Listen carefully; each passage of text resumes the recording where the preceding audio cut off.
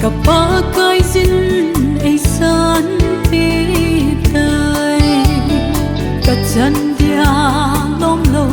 ami phat thei bo na Tunin kamu chinin alo pina athil bol thei na Ke ding in ki pa na le lung thei na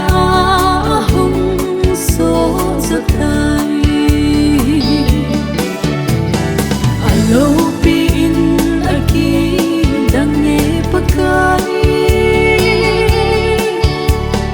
hit chân chân ka in sungu nei pui sun nung mol kam tho tha tho ki sing song lên na phang bo na ka chân sim zo po ngi pakai